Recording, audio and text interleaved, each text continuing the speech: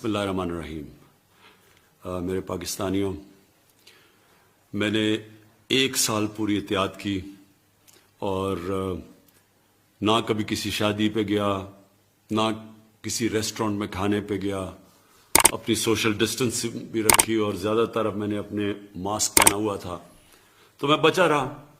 तो जो पहली 2 दफ़ा कोविड के जो वेव्स आए, जो पीक्स आई, तो मैं उन पाकिस्तानियों में साथ था जो बचा हुआ था इस बीमारी से। जब सेनेट का इलेक्शन आया तो सेनेट के इलेक्शन के अंदर मेरी से वो एहतियात नहीं की गई जो मुझे करनी चाहिए थी और मुझे भी ये बीमारी हो गई, वायरस हो गई। मैं आज आप सबसे बड़ा जितनी भी मैं इसकी ताकीद करूं वो कम है। देखें, ये जो तीसरी पीक आई है, ये पहली 2 पीक से ज्यादा शिद्दत वाली पीक है और मैं आप सबसे ताकीद करता हूं कि इसके ऊपर बहुत एहतियात की जाए।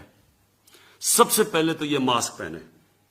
ये मास्क इसलिए जरूरी है कि सारी दुनिया का अब ये तजर्बा है कि जब ये मास्क पहन लेते हैं तो आप बहुत कम चांस हो जाती है कि आपको भी ये बीमारी लगे।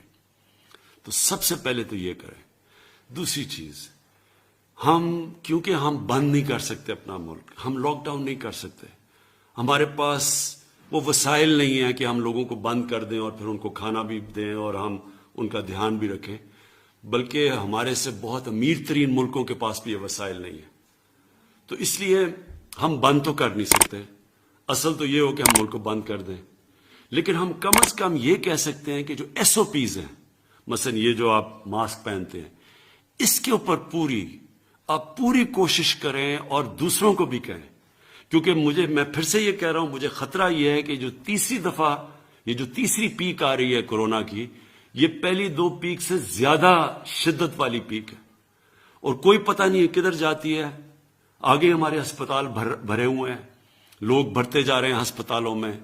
खास तौर पे इस बारी और ये आई है इंग्लैंड से, और जो इंग्लैंड से जो लोग आए हैं वो लाहौर में आए हैं, जो इस्लामाबाद में हैं, जो पेशावर में हैं। यहां तेजी से बढ़ रहे हैं केसेस, अस्पतालों में इस वक्त भरते जा रहे हैं, वेंटिलेटर पे लोग जा रहे हैं, ऑक्सीजन पे लोग जा रहे हैं। तो मैं आपसे ताकि जिस तरह आपने पहली जब पीक आई थी, तो हम वो मुल्क हैं जो दुनिया ने मिसाल हमारी दी थी कि हम सबसे बेहतर निकले। उसी तरह मुझे पता है कि 1 साल हो गया है और लोग इसकी परवाह नहीं करते। मैं आपसे फिर से कहता हूं,